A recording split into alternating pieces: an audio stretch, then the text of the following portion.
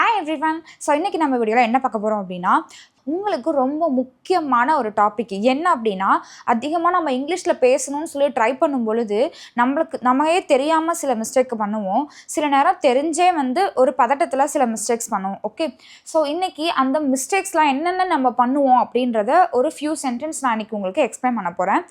என்ன மிஸ்டேக்ஸ் நம்ம பண்ணுறோம், அந்த இடத்துல அதுக்கு என்ன ஆன்சர் கரெக்டாக நம்ம சொல்லணும் அப்படின்றத தெளிவாக இன்றைக்கி சில சென்டென்ஸ் நான் இன்றைக்கி சொல்லிக் கொடுக்க போகிறேன். இது உங்களுக்கு ரொம்ப ஈஸியானது, முக்கியமான ஒரு டாபிக். ஓகே, அதுதான் எரர் ஸ்பாட்டிங் அப்படின்னு சொல்லி கொடுத்துருக்கு. இது இங்கிலீஷில் எரர் ஸ்பாட்டிங் அப்படின்னு சொல்லுவாங்க. எரர் ஸ்பாட்டிங் அப்படின்னா பிழைகளை கண்டுபிடிச்சி அதை சரிப்படுத்துறது. Okay done.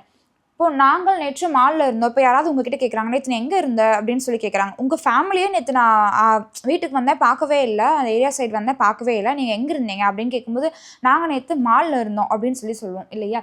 ஸோ அப்போ நாங்கள் நேற்று மாலில் இருந்தோம் அப்படின்னு சொல்லும் பொழுது இங்கே 3 டைப் ஆஃப் சென்டென்ஸ் கொடுத்துருக்கேன். ஒன்று, we are at the mall yesterday, we were at the mall yesterday, we was at the mall yesterday.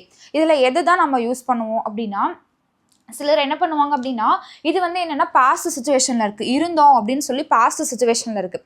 Past சுச்சுவேஷனில் இருந்துச்சுன்னா வாக்கியம் பாஸ்ட் ஆக்சிலரி வேர்ப் தான் யூஸ் பண்ணணும். அதாவது இந்த ஆர், வேர், வாஸ் இதெல்லாம் தான் ஆக்சிலரி வேர்ப்னு சொல்லுவோம்.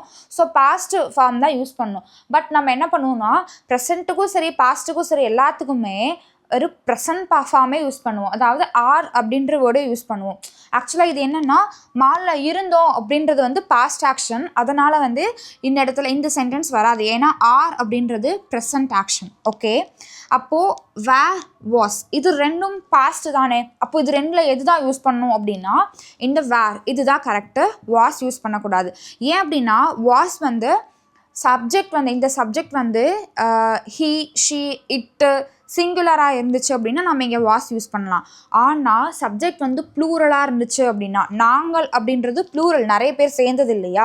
ஸோ ப்ளூரல் சப்ஜெக்டாக இருந்துச்சுன்னா நம்ம அந்த இடத்துல வேர் தான் யூஸ் பண்ணணும். அப்போ ஆன்சர் என்ன அப்படின்னா, we were at the mall yesterday.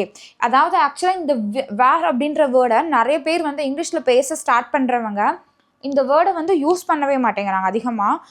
எல்லாத்துக்குமே நம்ம என்ன பண்ணிடுறாங்கன்னா, அந்த ஆர் அப்படின்ற வேர்டை யூஸ் பண்ணுறாங்க. எங்கே இருந்தீங்க அப்படின்னு கேட்டால் we are at the mall yesterday அப்படின்னு சொல்லி நம்ம ஒரு வேகத்தில் சொல்லுவோம். ஆக்சுவலாக அதை நம்ம எப்படி சொல்லணும், we were at the mall yesterday அப்படின்னு சொல்லுவோம். இப்போ உங்களுக்கானது என்ன அப்படின்னா, நீங்கள் நேற்று எங்கே இருந்தீங்க அப்படின்றது, இப்போ office what ever it maybe, எங்கே வேணால் நீங்கள் இருந்திருக்கலாம். அந்த இடத்துல நான் இந்த இடத்துல இருந்தேன் அப்படின்றத கமெண்ட்டில் இதே வாக்கியத்தில் கமெண்ட்டில் மென்ஷன் பண்ணிவிட்டு அடுத்த வீடியோவை தொடர்ந்து பாருங்கள்.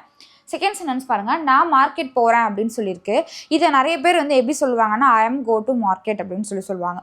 ஆக்சுவலாக இது எப்படி I am go to market அப்படின்ற இந்த ஸ்ட்ரக்சர் இல்லை இங்கிலீஷில்.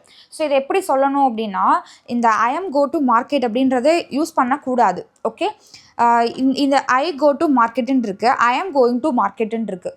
சேம் இதே சென்டென்ஸ் இங்கேயும் கொடுத்துருக்கேன் பாருங்கள். என்ன 2 சென்டென்ஸ் கொடுத்துருக்கீங்க, இதே மூணு வாக்கியம் தான் இங்கே இருக்குது. இது ரெண்டுத்துக்கும் என்ன டிஃப்ரென்ஸ் அப்படின்னு சொல்லி இப்போ நீங்கள் யோசிக்கலாம்.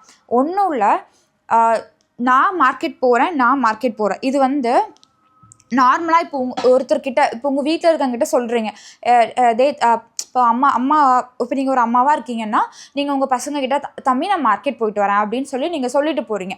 ஓகே, நான் மார்க்கெட் போகிறேன் அப்படின்னு பசங்கக்கிட்ட சொல்லிட்டு நீங்கள் போகும்பொழுது அது என்னென்னா, ப்ரெசென்ட்டில் நீங்கள் போகிற அப்படின்றத பசங்கக்கிட்ட சொல்லிட்டு போகிறீங்க. ஓகே, அப்போ அந்த இடத்துல நான் மார்க்கெட் போகிறேன் அப்படின்னு சொல்லும்போது ஐ கோ டு மார்க்கெட் அப்படின்னு சொல்லி யூஸ் பண்ணலாம். ஓகே, இதே ஐ எம் கோயிங் டு மார்க்கெட்னு யூஸ் பண்ணக்கூடாது, ஐ கோ டு மார்க்கெட் அப்படின்னு சொல்லிட்டு போகலாம்.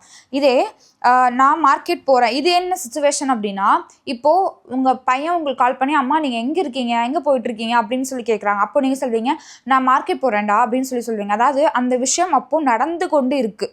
ஓகே, நான் மார்க்கெட் போய் கொண்டு இருக்கிறேன் அப்படின்றத நம்ம பேச்சு வழக்கில் சொல்லும்போது நான் மார்க்கெட் போகிறேன் அப்படின்னு சொல்லி நம்ம சொல்லுவோம். ஓகேவா, டன். ஸோ இப்போ இந்த இடத்துல நான் மார்க்கெட் போய் கொண்டு இருக்கிறேன் அப்படின்னு சொல்லலாம், நான் மார்க்கெட் போகிறேன் அப்படின்னு சொல்லலாம். But you have to understand the situation. அந்த சுச்சுவேஷன் என்ன அப்படின்றத அண்டர்ஸ்டாண்ட் பண்ணிக்கணும். அதாவது நான் மார்க்கெட் போயிட்டுருக்கேன், அந்த ஆக்ஷன் நடந்துட்டு இருக்கு அப்படின்னு சொல்லும் பொழுது இந்த இடத்துல I am going to market அப்படின்னு சொல்லி யூஸ் பண்ணணும். ஓகே, ஐ கோ டு மார்க்கெட்னு யூஸ் பண்ணாமல் I am going to market அப்படின்னு சொல்லணும். இந்த இடத்துல ஐ எம் கோ டு மார்க்கெட்னு சொல்லக்கூடாது. I am go to market அப்படின்ற ஸ்ட்ரக்சர் இல்லை இங்கிலீஷில். ஓகே, ஸோ யூஸ் பண்ணால் என்ன யூஸ் பண்ணோம், ஐ கோ டு மார்க்கெட், இல்லைன்னா ஐ எம் கோயிங் டு மார்க்கெட் அப்படின்னு சொல்லணும். அடுத்த சென்டென்ஸ் பாருங்க, அவளுக்கு காஃபி பிடிக்காது அப்படின்னு சொல்லியிருக்கு. அவளுக்கு காஃபி பிடிக்காது அப்படின்னு சொல்லுவோம் இல்லையா? அப்போ நம்ம அதிகமாக நம்ம என்ன சொல்லுவோம் அப்படின்னா, ஷி டோன்ட் லைக் காஃபி அப்படின்னு சொல்லுவோம். இந்த இடத்துல ஹீ ஷீ இட்டு வந்துச்சு அப்படின்னா இந்த ஷீக்கு பக்கத்தில் டோன்ட் யூஸ் பண்ணக்கூடாது. என்ன யூஸ் பண்ணணும் அப்படின்னா டசன்ட் தான் யூஸ் பண்ணணும். அப்போது ஆன்சர் என்ன அப்படின்னா ஷி டசன்ட் லைக் காஃபி அப்படின்னு சொல்லணும். ஷி டோன்ட் லைக் காஃபி அப்படின்னு சொல்லக்கூடாது. ஓகே, அதிகமாக சில பேர் வந்து இங்கிலீஷில் பேச ட்ரை பண்ணும்போது ஃபஸ்ட் டைம் சொல்லும்போது எப்படி யூஸ் பண்ணுறாங்கன்னா ஷி டோன்ட் லைக் காஃபி அப்படின்னு தான் சொல்கிறாங்க. ஆனால் அது தப்பு, அப்படி சொல்லக்கூடாது. ஷி டசன்ட் லைக் காஃபி அப்படின்னு தான் சொல்லணும். அதே மாதிரி அவனுக்கு ஆன்சர் தெரியாது அப்படின்னு சொல்லும் பொழுதும் இந்த இடத்துல நிறைய பேர் வந்து he don't know the answer அப்படின்னு சொல்கிறாங்க. டோன்ட் யூஸ் பண்ணக்கூடாது.